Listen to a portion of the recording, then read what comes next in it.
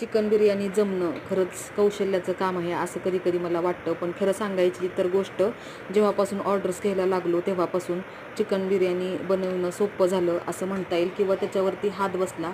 खरं तर माझ्यापेक्षा मिस्टर खूप छान चिकन बिर्याणी करतात, पण हा माझा ट्राय तर एकदम मऊसूद मोकळी अशी, आणि सगळे आतमधले चिकनचे पीसेस एकदम ज्युसी असे झाले पाहिजे. तर सगळ्यात महत्त्वाची सिक्रेट टिप म्हणता येईल तुम्हाला सांगते, की जेव्हा चिकन मॅरिनेट केलं तेव्हा चिकन मॅरिनेट केल्यानंतर ते अगदी 10 ते 15 मिनटं फ्रीजमध्ये स्टोअर करून ठेवायचं, जेणेकरून आतमधले पीसेस हे एकदम ज्युसी होतात.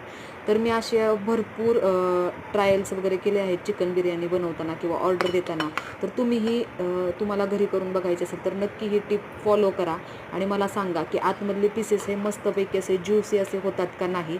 आणि मागच्या वेळेस मी चिकन बिर्याणीच्या व्हिडिओमध्ये तांदूळ कुठला यूज करायचा ती पण मी एक टिप तुम्हाला सांगितलेली आहे. जेव्हा आपण ऑर्डर घेतो बऱ्यापैकी सगळेजण तुम्हाला ह्या टिप शेअर करतीलच असं नाही, पण आम्ही ऑर्डर घेत असल्यामुळं ह्या टिप तुमच्यासोबत शेअर केलेल्या आहेत. तर नक्की कमेंट करून सांगा तुमचा कशी बिर्याणी